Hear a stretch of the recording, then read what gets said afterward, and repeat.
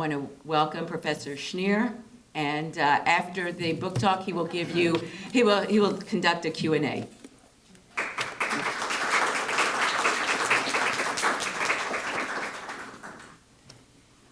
Well, thank you very much for that lovely introduction.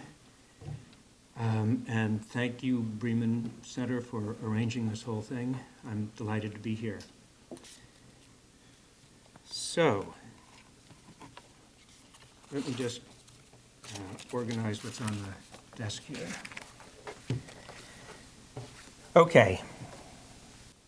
The Balfour Declaration, the subject of my book. I'm not sure how many of you are familiar with the history or the details.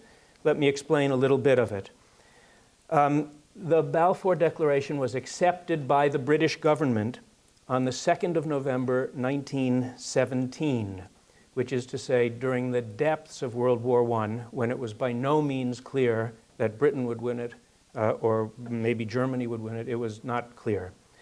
By the declaration, Britain promised to support the establishment of a national home for the Jewish people in Palestine. Now today, the Balfour Declaration is seen by some as the foundation stone of modern Israel and therefore as a document to be celebrated. Of course, others see it as the first step toward Arab dispossession and misery and therefore something to be deplored.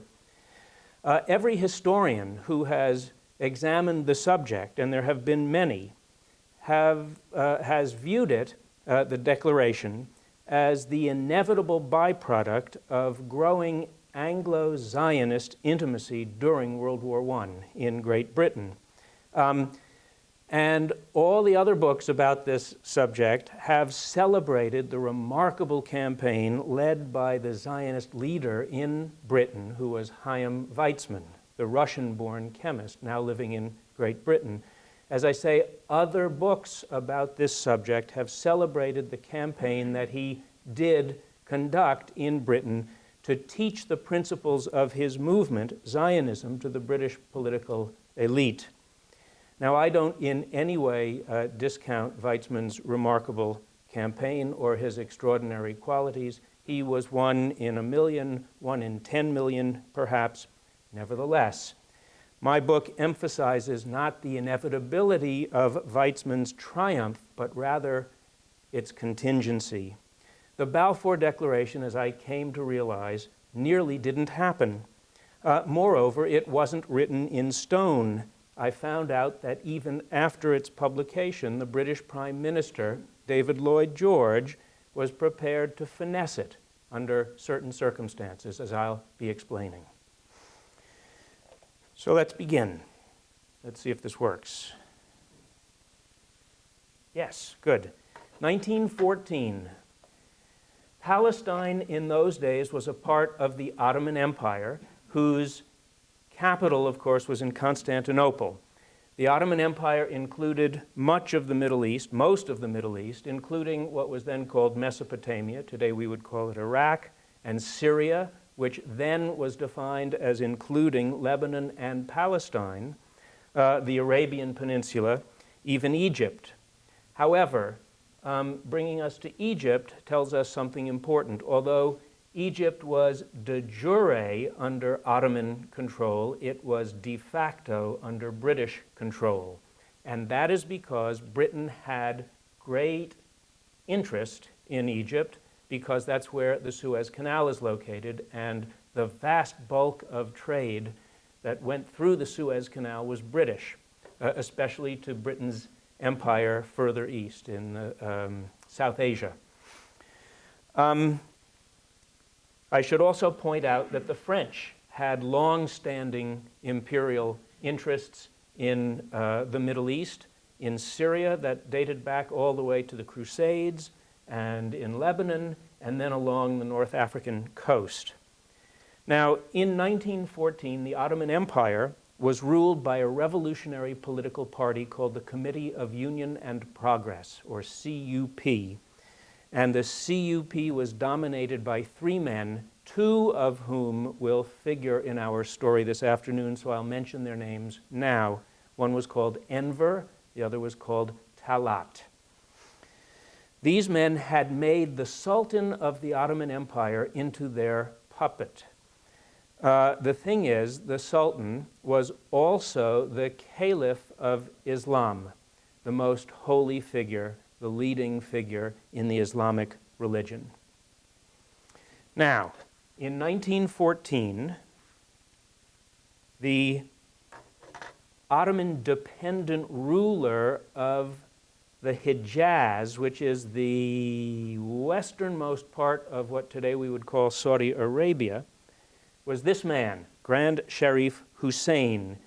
He was a descendant of the Prophet Muhammad, and because he was the emir of the Hijaz and the Grand Sharif Hussein of Mecca and Medina, he was in charge of the two holiest cities in the Islamic religion, Mecca and Medina, and he was therefore perhaps the second most important figure in the Islamic religion, or anyway, an extremely holy figure. And that is important, as you'll be hearing.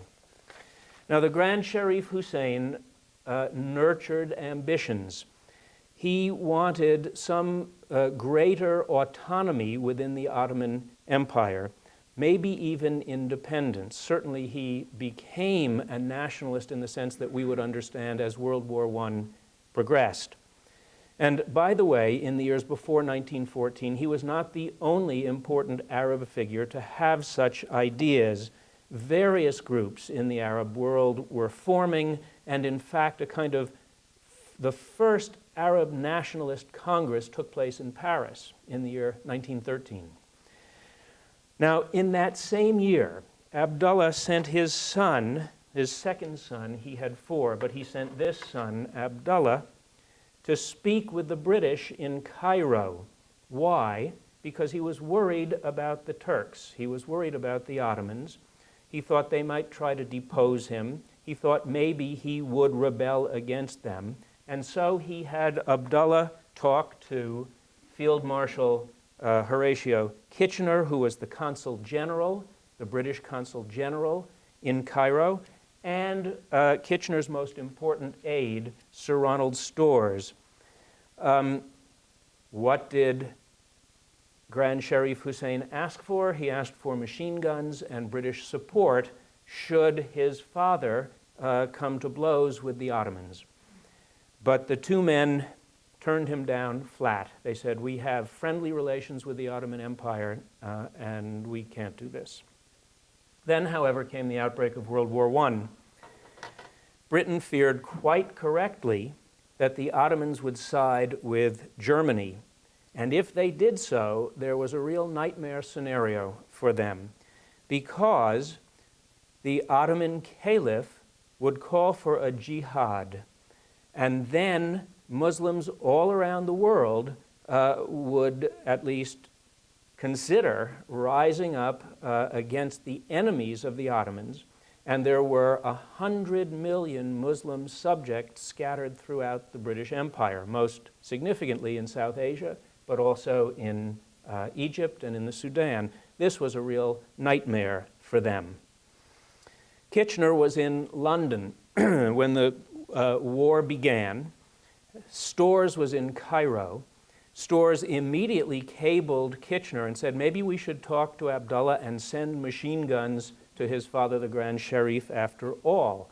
And they were thinking that if the Grand Sharif would take up arms against the Ottomans, that would certainly dilute any call for a jihad that the Caliph might declare. And so Kitchener told Storrs to go ahead and inquire of Abdullah, who would, of course, talk to his father, if we were willing to support you with weapons and advice and money, would you rebel against the Ottomans? They even, in this very first letter, dangled the possibility of overthrowing the Sultan and therefore the Caliph, and of allowing the Grand Sharif Hussein to become the Caliph in his stead. Now, of course, the British, that's a gift that the British can't make, but they made it, or they made the offer. So began a fateful correspondence carried out during 1915 and 1916. Now, Kitchener's temporary replacement in Cairo was this man, Sir Henry McMahon, and I chose this particular depiction of him because I think just possibly it suggests a man who was not overly scrupulous with words. The McMahon-Hussein correspondence of 1915-1916 is one of the most infamous in history. McMahon promised in his letters to Hussein that Britain would support, assuming that Hussein rebelled against the Ottomans, and that Britain and Hussein prevailed in the struggle, that Britain then would support creation of an independent Arab kingdom of which Hussein would be the leader. But the question was, what would be its boundaries? Here, everything depends upon the translation of certain English words into Arabic, and then how Hussein interpreted them. Historians have parsed these letters with a fine-tooth comb, but of course they disagree. I can't settle the disagreements, but I'll tell you the crux of it.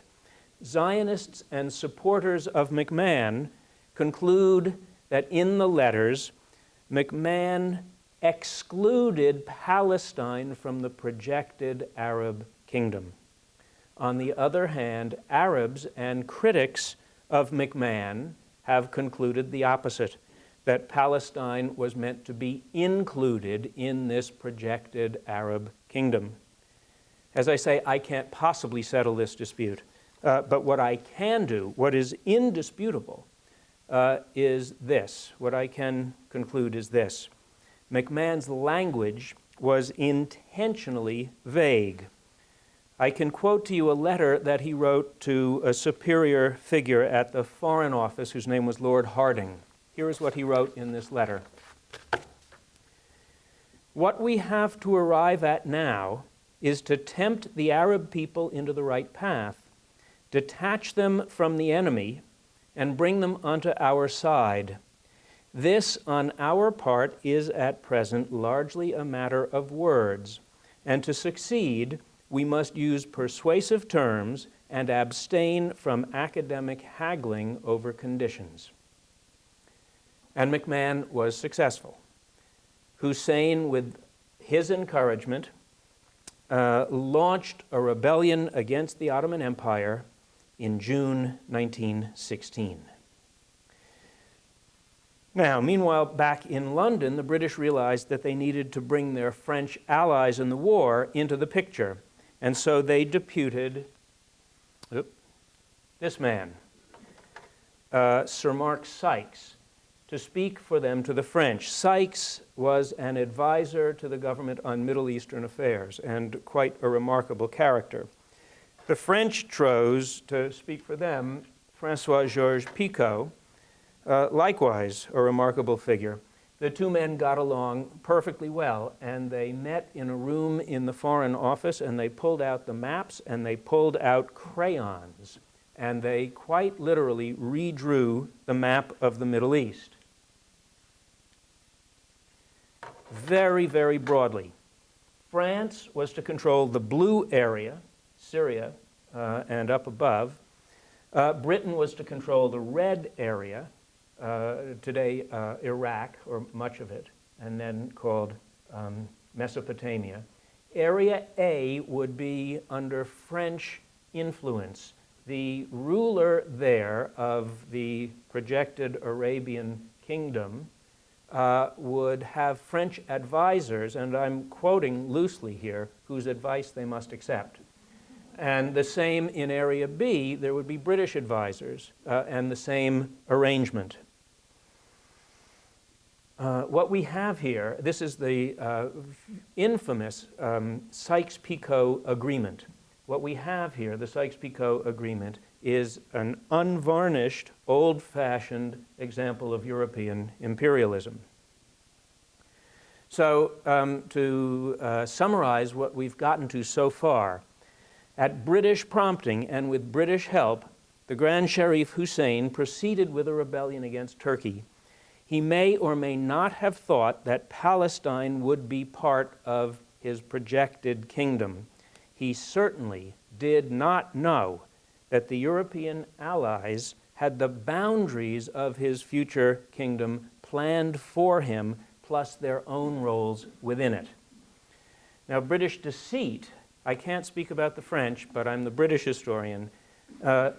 British deceit drove certain British officers who knew about it crazy. And here is the most famous person to be driven crazy by it, Lawrence of Arabia. And I choose this particular depiction because maybe it suggests to me a man who is troubled. Lawrence wrote to his superior, and I'm quoting from a letter. He's speaking about the Arabs. We are getting them to fight for us on a lie, and I can't stand it.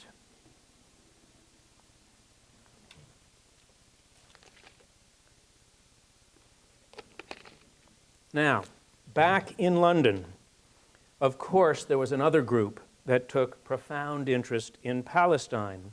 I'm referring to Zionists. Zionists say that Palestine, the homeland of Jews in ancient times, should be the homeland of the Jews now. I'm speaking in 1914 or 1900.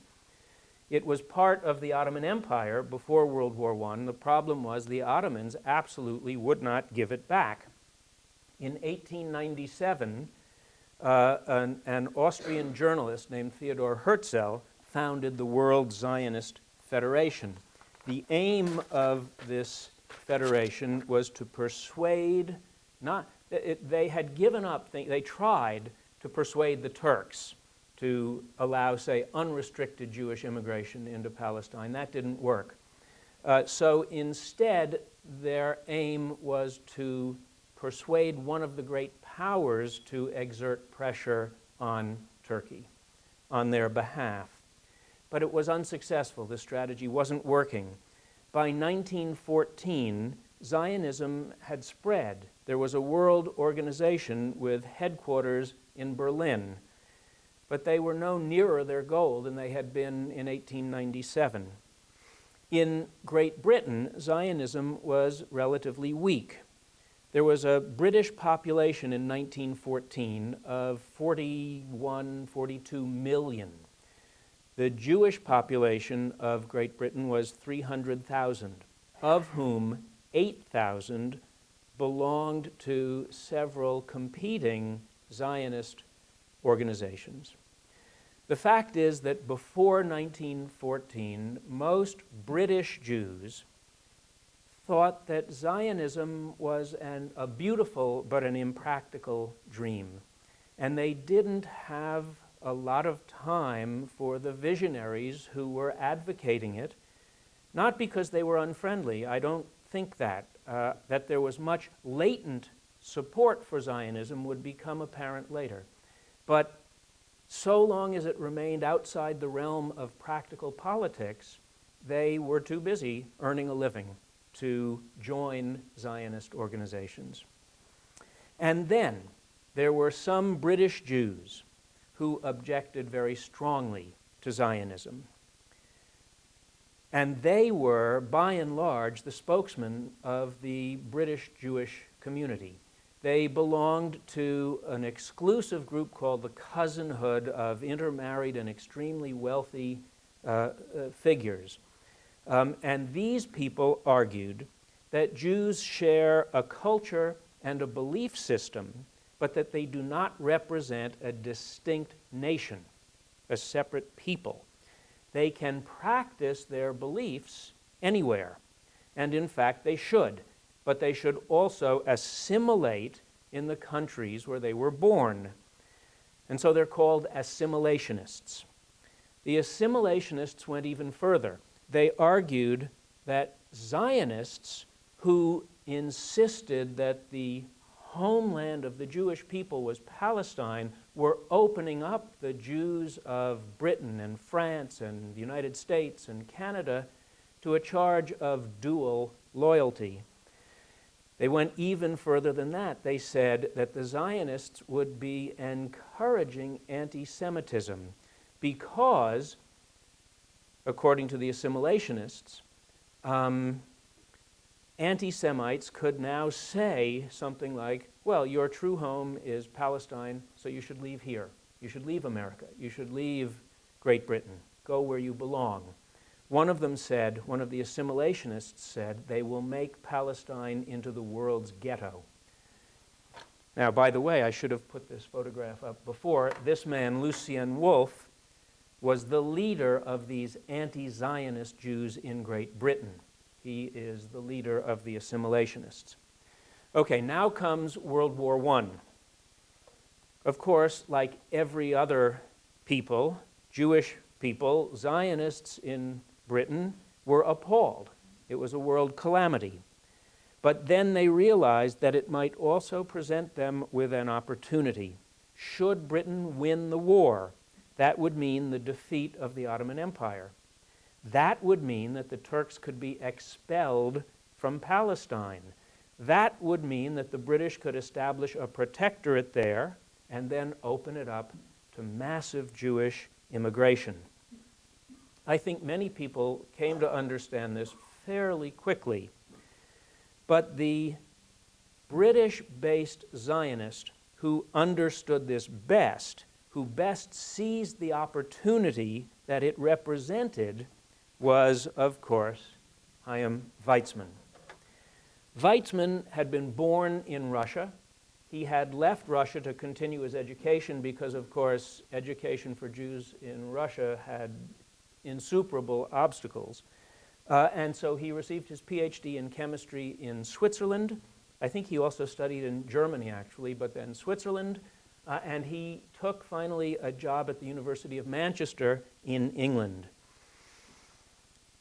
He was fairly well known in the world Zionist movement in the years before 1914. He was not one of the leaders of British Zionism in the years before World War I. There were 3 or 4 people more prominent than he. But with the war, he very quickly ascended and became, without any question, the leading British-based Zionist. Why? Well, first of all, it turned out that he was a diplomat of genius and could charm the British governing elite. He embarked upon what I call a charm offensive, and it was remarkably successful. He was a genius at teaching the British governing elite the principles of Zionism. He also managed to persuade them, quite against the facts, that all British Jews who counted were Zionists.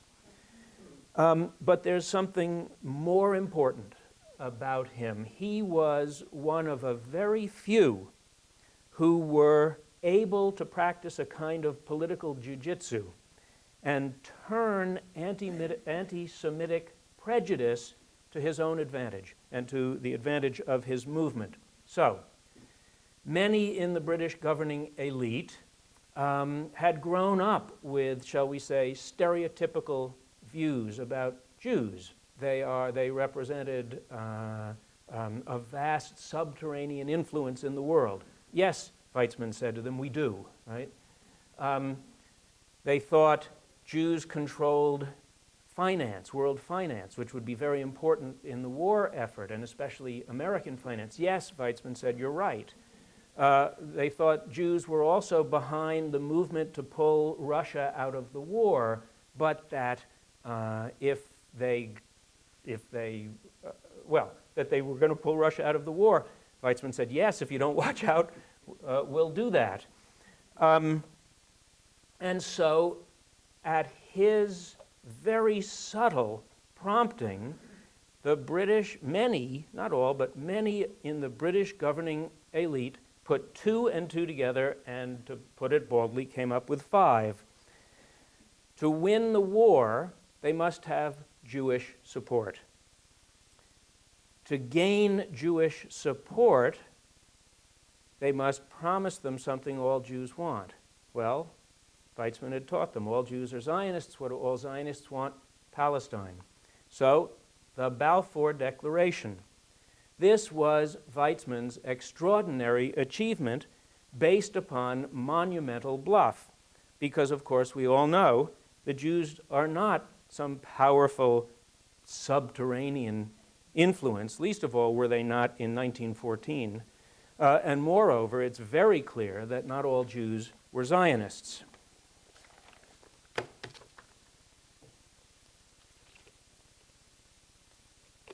So let me sum up here at this point and see where we are. Through the McMahon-Hussein correspondence, the British had won Arab support. They had allowed the Arabs to think, quite mistakenly, that Britain would support the establishment of an independent Arab kingdom. Historians and partisans argue whether the Arabs believed from the outset that Palestine would be part of this projected kingdom, but it is indisputable that McMahon was intentionally vague about it, and about many other things, by the way. Simultaneously, the British had won Zionist support by promising to support the establishment of a national home for the Jewish people in Palestine. They did that quite unambiguously in the Balfour Declaration. So, Jews thought they would inherit Palestine. They had it in writing. Arabs thought that Palestine would probably form a part of their prospective kingdom, but they did not have it in writing. They had only McMahon's intentionally vague letters. Britain was creating future problems for itself and for everyone else in the Middle East. But so much is fairly well known. Now there's another dimension to the story which constitutes my original contribution and which, I'm sorry to tell you, further complicates the picture. So, from the moment that the Ottomans entered the war, there were British citizens who hoped to somehow arrange a separate peace with the Turks. Please understand here, Zionists believed that Turkish control over Palestine was their greatest obstacle. They wanted a total victory over Turkey, the institution of a British protectorate there, and then free immigration for Jews. So most British Zionists, I'm talking only about the British here, but most British Zionists were unalterably opposed to a separate peace with Turkey. Simultaneously, of course, the Arabs were engaged in a war of independence against the Turks and would have been extremely upset to learn that the British were negotiating with their enemies about a separate peace. So, who in Britain favored this separate peace with Turkey? First of all, a tiny, politically insignificant group, but one that interests me. They lacked, as I say, political influence and numbers, British Muslims.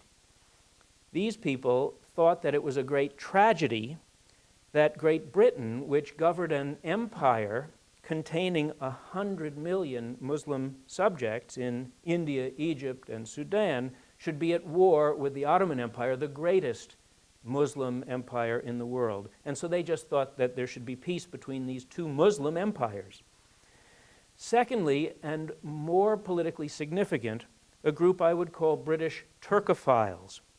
These people believed that their country should return to its traditional policy, which was maintaining the Ottoman Empire in order to keep Russia from ever coming from the Black Sea and taking over Constantinople and then gaining free access to the Mediterranean. So they were very much opposed to the wartime alliance with Russia. They thought there should be an alliance with Turkey. Furthermore, there were more liberal Turkophiles who said the new government in Turkey, the revolutionary government, is a more progressive government and a more appropriate ally for liberal England than autocratic Tsarist Russia. Now, the Turkophiles, and there were plenty of British Muslims who worked with the Turkophiles, actually did have some influence. They organized a political pressure group called the Anglo-Ottoman Association. It attracted members of all three political parties from both houses, House of Commons, House of Lords. It recruited men of letters, businessmen, and the like. But more important than all of these was a much smaller group, but much more powerful, so-called Easterners within the government itself. These were men who had come to believe that Britain could never defeat Germany by smashing through the Western Front. It wasn't going to happen. The Western Front was a killing field, a charnel house, nothing more. And that therefore a back door to the Central Powers must be found, to Germany and Austria. And where was that back door located? And the answer is Turkey. And what do you do with a door? You can kick it open, which they tried in the ill-fated attempt at Gallipoli, another charnel house, another killing field.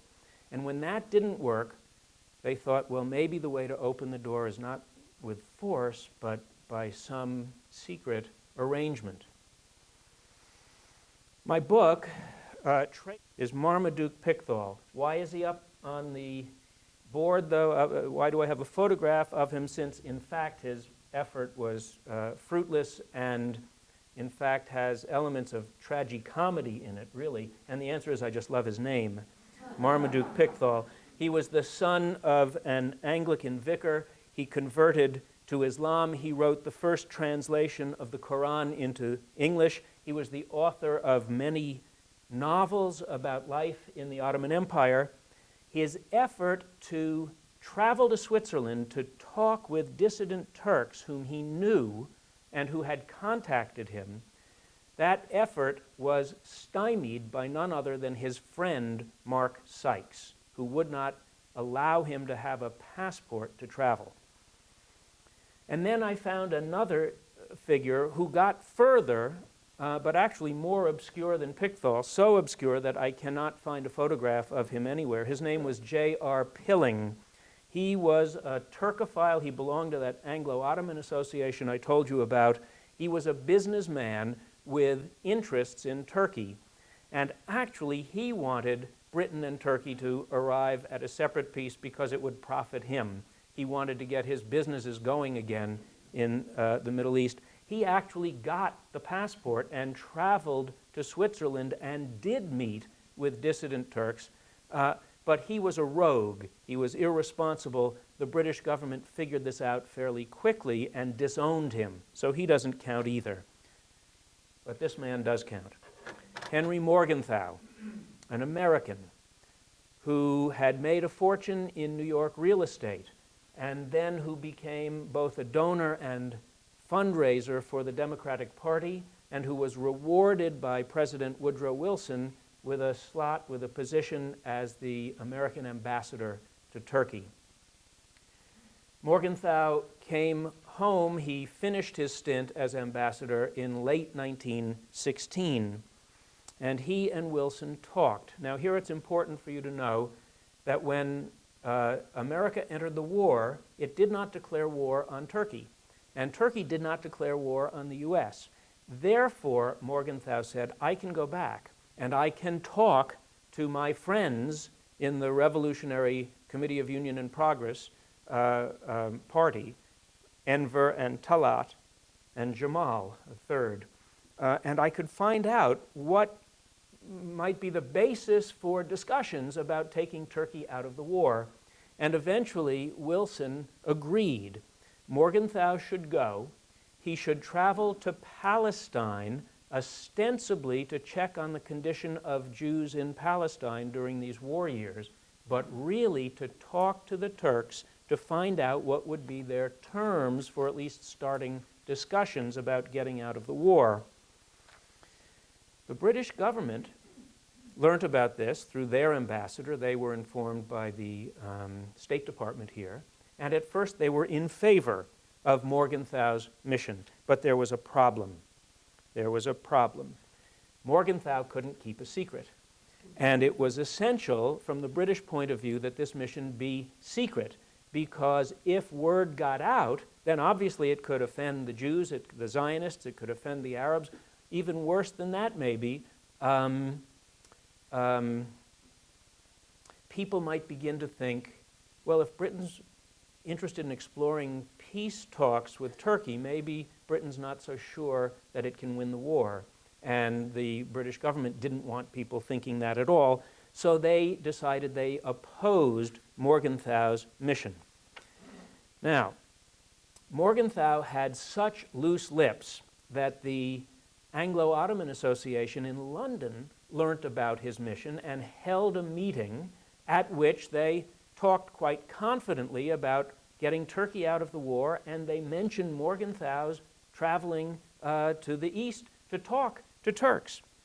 Weizmann learned about the meeting of the Anglo-Ottoman Association and what was said, and was furious, as you might have expected. By now he had entree into the Foreign Office, and so he stormed in to protest. He said, "I want to stop Morgenthau."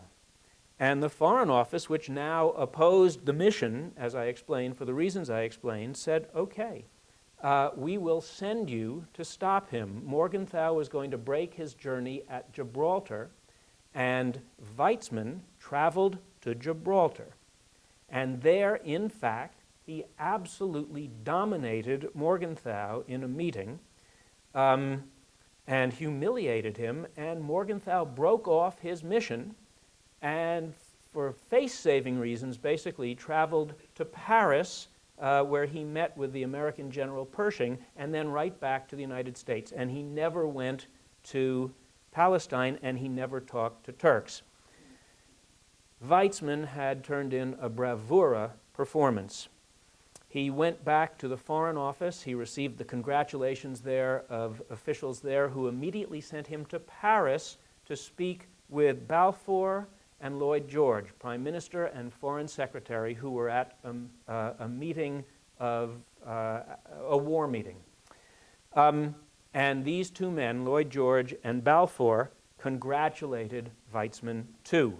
However, simultaneously, the Foreign Office was arranging for this man, Aubrey Herbert, to travel to Switzerland to talk to Turks about a separate peace. Literally, just as the British government was sending Weizmann to Gibraltar to stop Morgenthau talking to Turks about a separate peace, they were sending Aubrey Herbert to Switzerland to talk to Turks about a separate peace.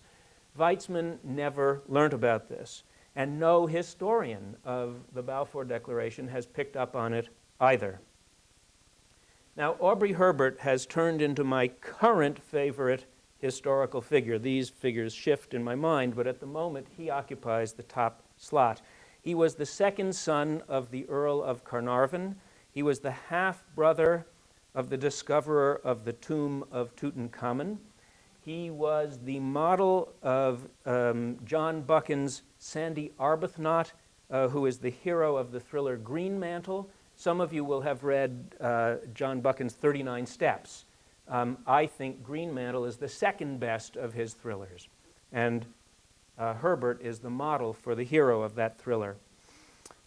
Before the war, he had explored the Middle East, and he had explored the Near East, the old Ottoman Empire. He had ridden in Albania with bandits, but he was also very much respected by more respectable elements of Albanian society, so respected that, in fact, he was twice offered the throne of Albania. He turned it down, not because he wanted to accept it, but the British government would not let him. So this man traveled to Switzerland, ostensibly to recover from war wounds, but really to meet and talk to Turks. And he met them in various safe houses. He picked up messages left for him secretly on the platforms of railway stations. It's as good as a John Buchan novel.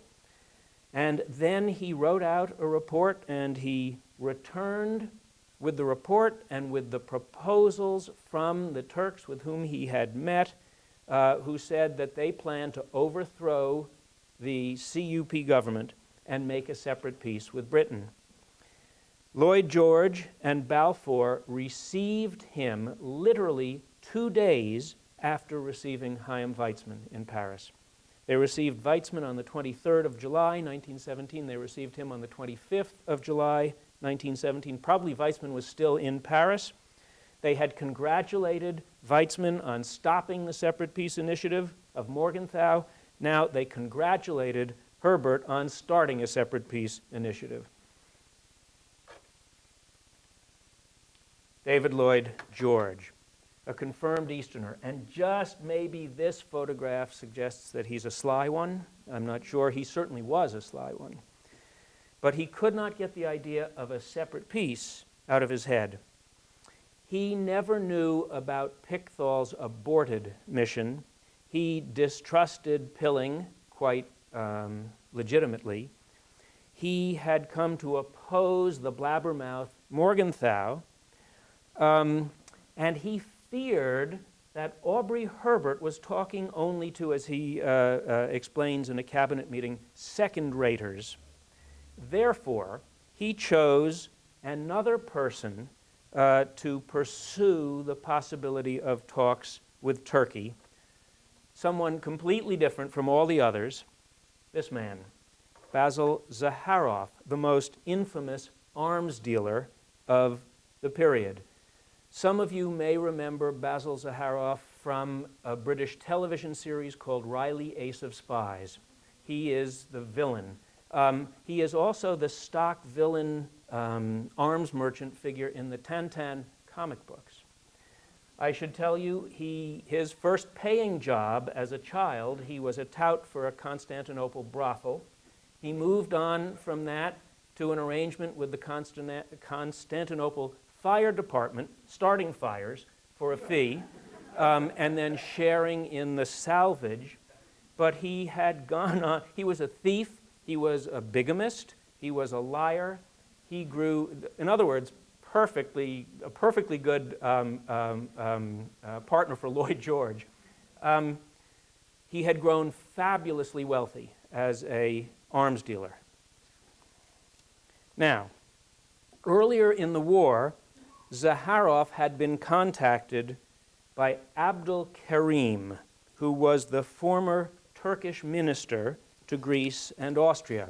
And Zaharoff remembers him quite fondly as he writes at the time in a letter to a friend of his, I bribed him often in the pre-war days. Just one sec here. To cut short a long, complicated, but quite fascinating story, for full details of which please do read the book, Abdul Karim told Zaharoff that he represented Enver Pasha, one of the three leaders of the Ottoman Empire, and that Enver was interested in exploring a separate peace with Great Britain. Zaharoff managed to get this message to Lloyd George, who of course understood from the get-go that Enver Pasha was no second-rater. And so he empowered Zaharoff to meet Abdul Karim in Switzerland to find out what Turkey's terms for a separate peace might be. Now here, please notice, the Foreign Office and the War Office knew about Pilling's effort. The Foreign Office and the Cabinet knew about Aubrey Herbert's effort. And of course, they had known about Morgenthau's effort, but only Lloyd George and the Chancellor of the Exchequer, the conservative leader, Andrew Bonar Law, knew about Zaharoff. And you may well ask, why did Andrew Bonar Law have to know? And the answer is that because he was Chancellor and therefore would be responsible for arranging the multi-million-dollar bribes which would be necessary to pull Turkey out of the war. $500,000 for Abdul Karim just for acting as a go-between, and then what amounted to $11.5 million more for the arch-conspirators who would be needing money to bribe people in Turkey, and then would need money when they all fled Turkey and moved to New York City to begin new lives. But please notice, Balfour, Arthur Balfour, Lloyd George's foreign secretary, the head of the Foreign Office, did not know about Zaharoff's mission. So let me here try to unpeel the layers of intrigue we have going. Number one, Zionists would have been outraged, British Zionists would have been outraged to learn about all the missions I've been describing to you, since a separate peace would have allowed Turkey to maintain control of Palestine. Now, they knew only about Morgenthau, and Morgenthau they had defeated, but only because the British were also against Morgenthau.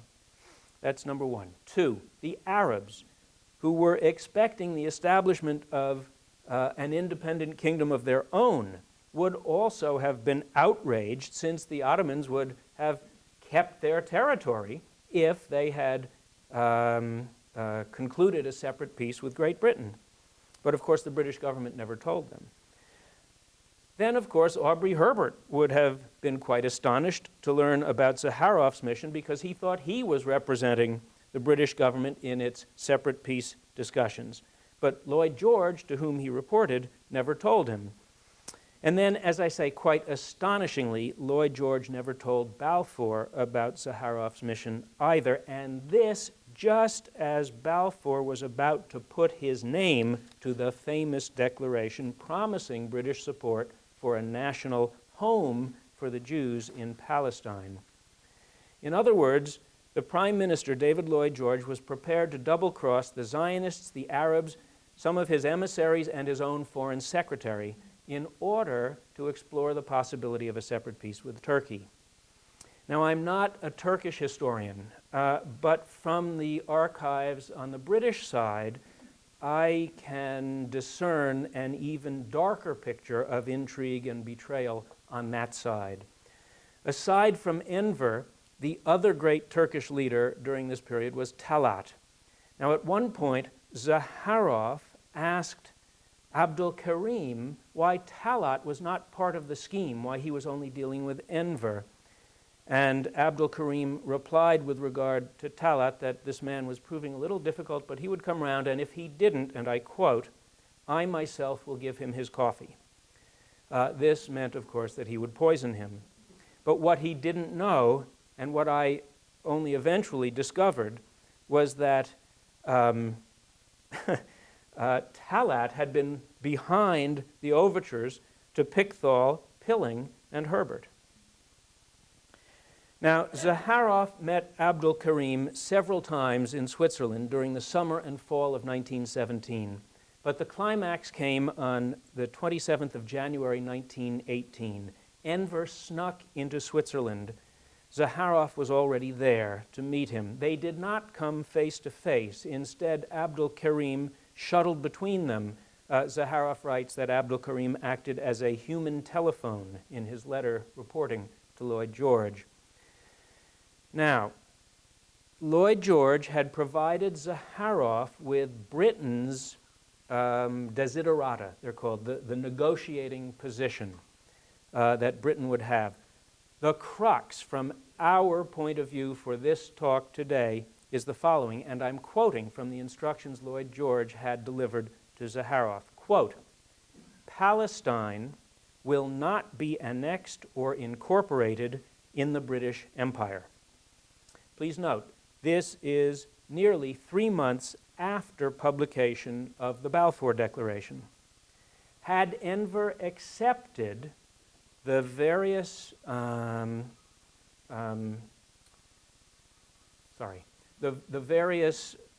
negotiating positions that Lloyd George had provided, nobody would think very much today about the Balfour Declaration at all.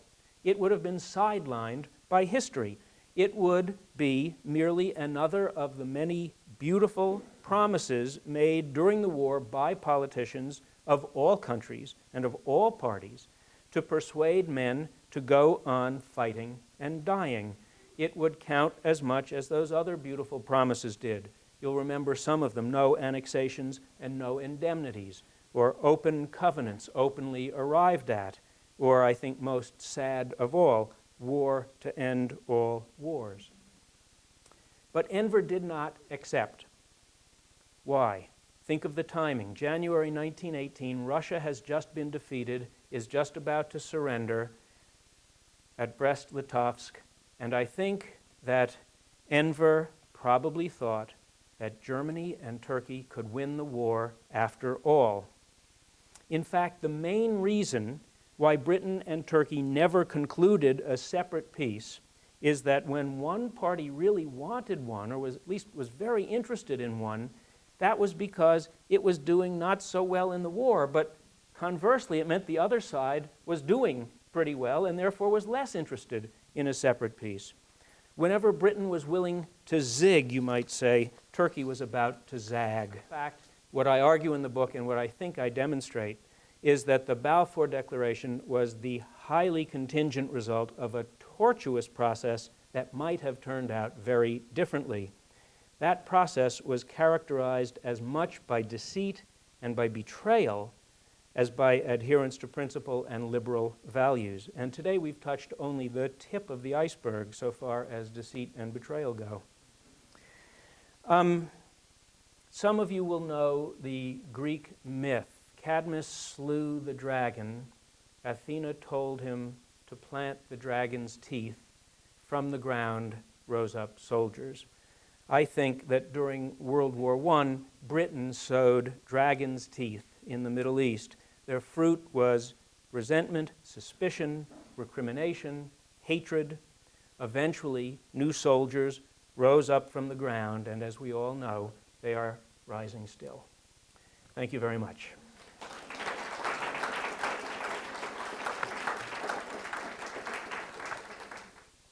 Okay, the question was, the Balfour Declaration is in writing. The arrangement with Hussein was not in writing. But let me first correct that. The arrangement with Hussein was in writing. It's in those letters, the McMahon-Hussein correspondence. The problem with the letters from the English side is that they are purposefully vague, so that Hussein thought he had something in writing that he didn't really have. Okay, but then the question was, did Hussein learn about the Balfour Declaration? Is that correct? Yes. Yes, he did, of course, because the Balfour Declaration, it was issued by the cabinet on the 2nd of November. It was released to the press on the 9th of November. There were big celebrations in London by the Zionists, by Jews. And of course, Hussein learned about it. The question is, what did he think about it, and what did his sons think about it? And that's complicated. That's a very hard one to answer. Sure, that one I can answer. Weizmann was a brilliant chemist, and he made a very important contribution to the British war effort. With precisely, acetone is, I'm not a chemist, but I've read enough to know that it's crucial for the production of high explosives. And the problem was the British were running out of acetone. He figured out how to make it in a different way. I think he derived it, yes, from chestnuts instead of from something else. So it was very important. Then there is a story, but it's an apocryphal story. The story is that Lloyd George went to Weizmann and said, "What can I give you in return?" And Weizmann said, "I want nothing for myself, but I want Palestine for my people." It's a beautiful story, and Lloyd George even tells it in his memoirs. But there is simply not one reference to that in any of the archival material. And I just don't believe that I know it didn't happen that way. The Balfour Declaration is here, well, it's what I was telling you. The British government had been convinced that it needed Jewish support. The part that I didn't tell you was they were also afraid the Germans were courting the Zionists and would make the Turks offer them Palestine. And so the British were determined to offer them Palestine first. And those are the motives behind, those are some, they're not all of the motives, but they are some of the motives behind the Balfour Declaration, and it's not out of gratitude for Weizmann's brilliant discovery. What Weizmann really wanted was to be Sir Chaim Weizmann, and he didn't get that. And you know who did get it is Basil Zaharoff. So. Well, I want to thank Professor Schneer.